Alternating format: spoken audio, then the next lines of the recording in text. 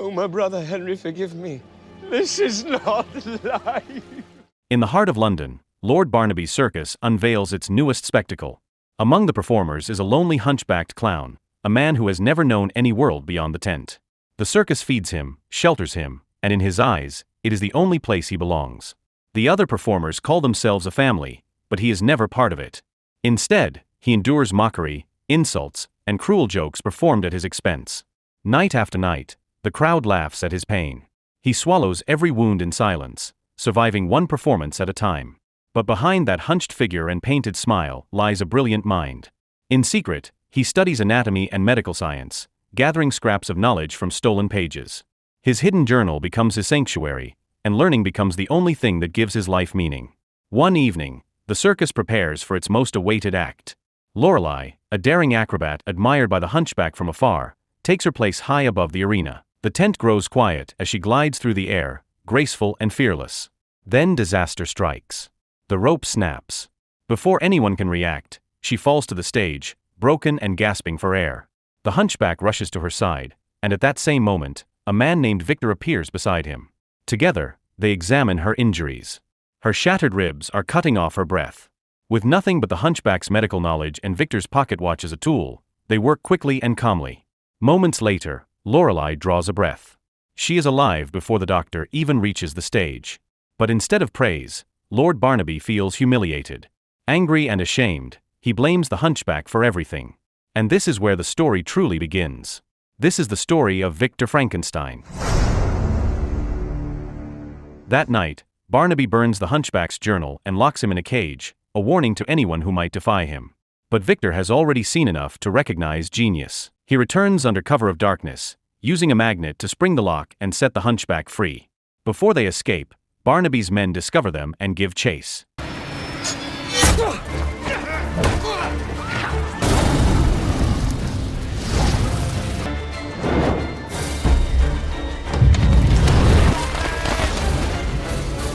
Cornered with nowhere to run, Viktor blinds their pursuers by reflecting a flash of light with a mirror, plunging the tent into chaos. He and the hunchback disappear into the sewers beneath the city. At Viktor's home, the truth is finally revealed. The hunch on the man's back is not a deformity at all, but a massive boil that has grown for nearly 18 years. Viktor drains it, supports his spine, and builds him a special brace. For the first time, the hunchback stands tall without pain, without bending, without shame. Your bones, your entire wonderful back brace I constructed for Gordon. No, it's just I'm not in the circus and now I'm standing up. Viktor tells him to wash, clean up, and start again. He gives him a new name, Igor Straussman. After a bath, a haircut, and clean clothes, the broken clown becomes someone new. Standing upright before a mirror, Igor sees a young man he has never met before. The next morning, Lord Barnaby stormed into a police station and filed a report. He accused Igor of stealing circus money and blamed him for the chaos that led to a worker's death. The case quickly reached Inspector Turpin, a strict, sharp-minded officer known for getting results. The hunt for Igor began at once, but investigators found nothing. All that remained in his room was a knitted pouch that belonged to Viktor, and a sketch of Igor's own face. With those clues, Turpin ordered a city-wide manhunt. Posters with Igor's likeness soon covered the walls of London. At dawn, Igor awoke to a note from Viktor. Viktor explained that he had gone to the university and would return that night. He also left a few coins so Igor could buy what he needed. With Viktor gone, Igor made his way to the hospital to see Lorelei. She was still unconscious, pale and helpless. Hoping to help her heal, Igor spent the last of his money to persuade a nurse to apply a special ointment he believed would aid her recovery. Before leaving, he wrote a promise on a small card. He would come back for her. But on the walk home, Igor froze. His own face stared back at him from every street corner. The posters called him a criminal and a murderer. Panic overwhelmed him. He stumbled into the road, was nearly struck by a carriage, and fell into a pile of manure as strangers watched in disgust. Back at the station, Inspector Turpin continued digging. The more he studied the case, the more suspicious he became. He began to link the circus incident to an old trafficking operation involving human and animal organs. The discovery of a severed lion's paw only fueled his theory. Turpin also believed the mysterious man who helped Igor escape was tied to that same crime. That night, Igor sat in silence, drowning in worry. When Viktor finally returned, he reminded Igor of a simple truth. The man on those posters was a nameless hunchback, someone who no longer existed. Igor had a new identity, a new life, and a future beyond the circus. The words calmed him. Over dinner, Igor finally asked what had led Viktor to the circus that night, and why he chose to save him. Viktor explained that he had been searching for dead animals for his research, and that he helped Igor not because of sympathy, but because he recognized brilliance, especially in anatomy. To prove it, Viktor led Igor into his laboratory. Shelves of tools, jars, and preserved organs lined the walls. In one jar floated a pair of human eyes, kept intact by a special solution. Viktor revealed his theory on reviving dead tissue, then activated a machine that sent an electrical current through the eyes. Before Igor's eyes, the muscles twitched. The experiment worked.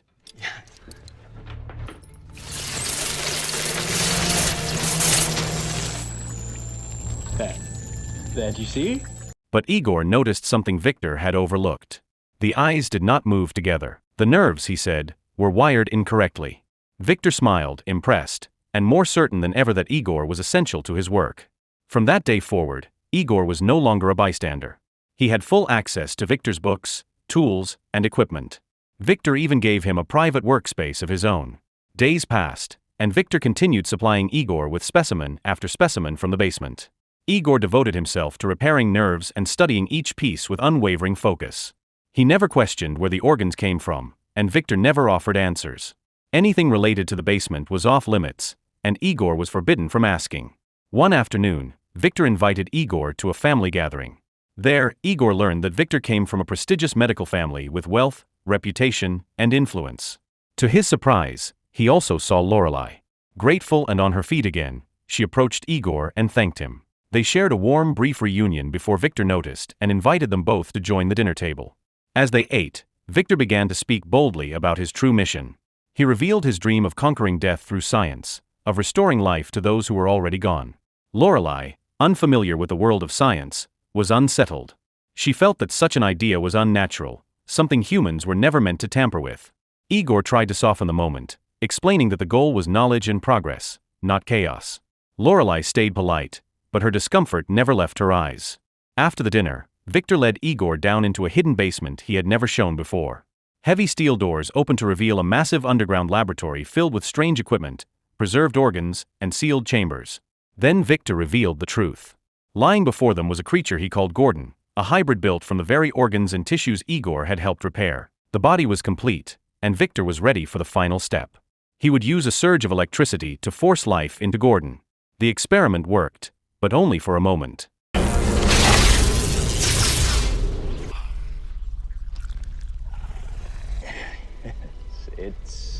Gordon twitched and drew a shallow breath before falling still. To Igor, it was frightening. To Viktor, it was exhilarating. Even the smallest sign of movement was proof that his theory could succeed. Thrilled, Viktor officially named Igor as his partner. He declared that they would present their findings to the university the very next day. Igor agreed, but later sent a secret message to Lorelei, asking her to witness the presentation. The following morning, Viktor stood before a hall of professors and students. With absolute confidence, he announced that death could be challenged. He activated his machine, sending electricity coursing through Gordon's body. At first, nothing happened. Only a cloud of flies burst from the rotting flesh, filling the hall with disgust. Many of the audience members stood up and walked out. Only one man remained. And Lorelei. Refusing to accept humiliation, Viktor increased the power to its maximum level. Electricity surged. Gordon jolted awake. The creature rose with violent gasps, but there was no consciousness in its eyes, only rage. The room exploded into chaos. Gordon attacked wildly, nearly killing Igor.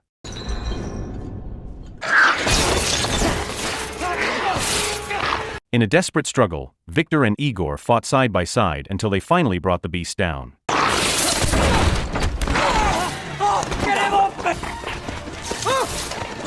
Gordon collapsed, dead once more.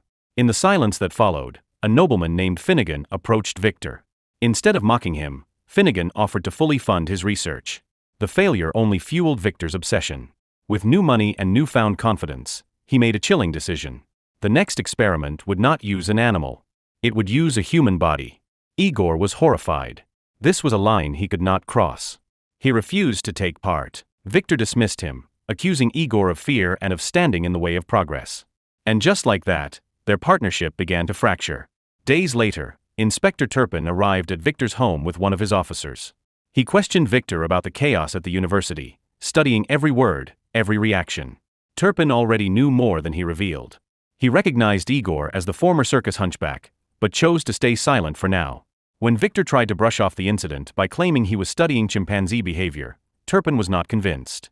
He demanded that Viktor surrender his research files connected to an old case involving stolen animal organs. Viktor refused, anger rising, and forced Turpin out of the house. Before leaving, Turpin issued a warning. He would return, and next time, he would not come alone. The next morning, Viktor sat in his study, quietly sketching the design of a human body for his next experiment. His concentration was shattered when his father stormed in unannounced, furious after hearing of Viktor's behavior from the university.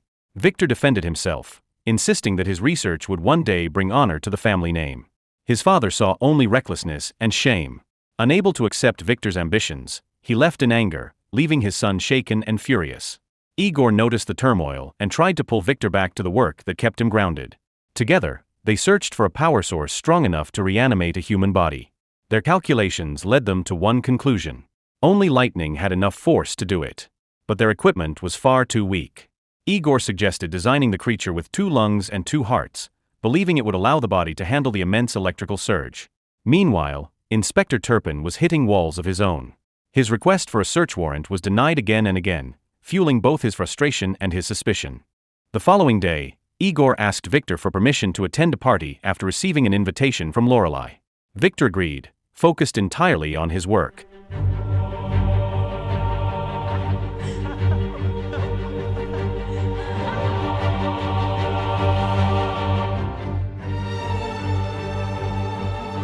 The evening went smoothly, but trouble awaited Igor when he returned.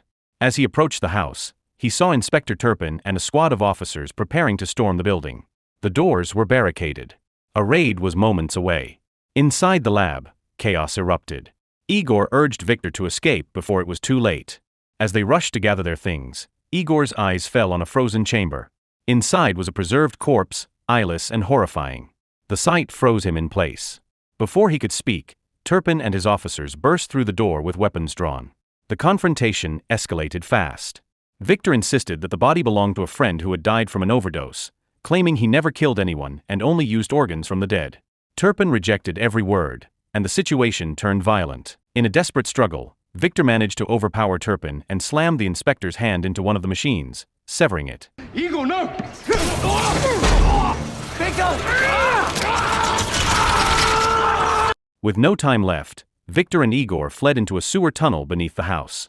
The passage led them straight to Finnegan, who was already waiting. He urged them to escape London immediately, offering a castle in Scotland where they could continue their work without interference. But Igor refused. He begged Viktor to stop before things went even further. Viktor, blinded by ambition, lashed out at Igor. Finnegan saw the disagreement as weakness. Deciding Igor was no longer useful, he ordered his men to eliminate him. Igor was tied up and thrown into a river. Struggling for his life, he managed to break free from the ropes and surface, gasping for air, before everything went dark. Igor awoke in a quiet room, weak but alive, with Lorelei watching over him. As his strength returned, he held Viktor's pocket watch in his hand. Then memory hit him. Viktor once told a story about being trapped in a snowstorm with his younger brother.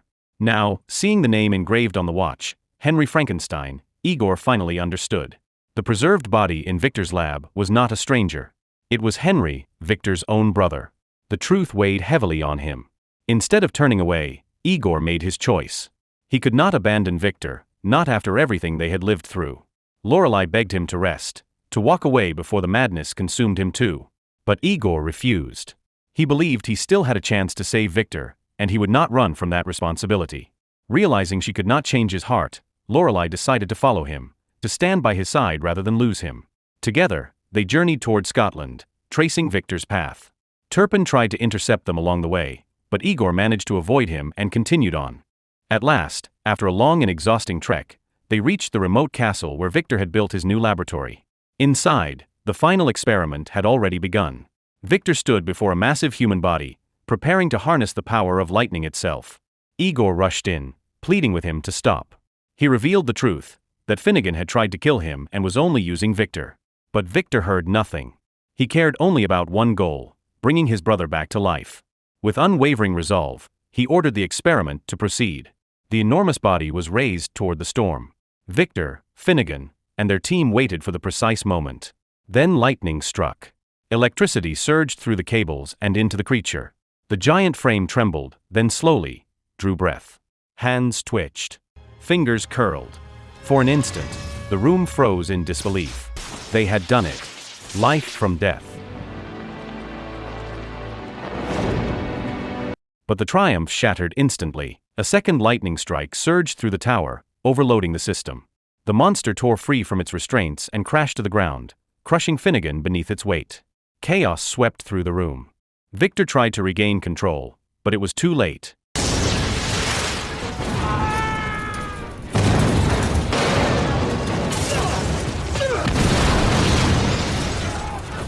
Inspector Turpin burst in, horrified by the scene before him. He condemned Viktor's work, calling it madness. Viktor, blinded by pride, called it victory. As they argued, the creature slowly rose to its feet. Viktor stepped forward, desperate for recognition, desperate to see a spark of Henry in its eyes. But the monster stared back with nothing. No memory. No soul. Come to me.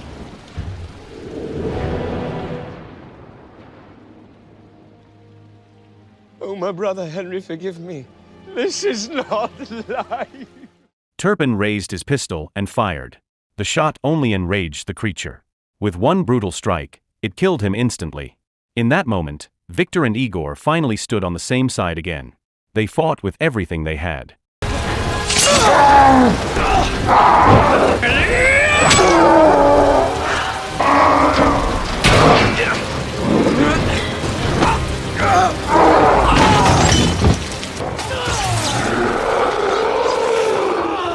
Igor drove a blade into the creature's chest, only to remember in horror that this body had been built with two hearts. The monster struck him down, leaving him unconscious on the floor. Viktor stood alone. Summoning the last of his strength, he faced his creation and drove a weapon into the second heart. The beast groaned, staggered, and collapsed. The nightmare was over. Time passed. Igor awoke to silence. The lab was destroyed, and Viktor was nowhere to be found. Injured and limping, Igor searched every corner of the castle, calling out for his friend. But there was no answer. At last, Lorelei appeared. In her hand was a letter, written by Viktor. In it, he explained that he had chosen to disappear and continue his work elsewhere. He would not stop. Not until he perfected the secret he had chased his entire life. Igor lowered the letter. The storm had ended, but the future was uncertain. So the moral of the story is, do not trust mad scientists, angry circus bosses, or random body parts, because you might end up fighting a giant monster instead of enjoying a normal life.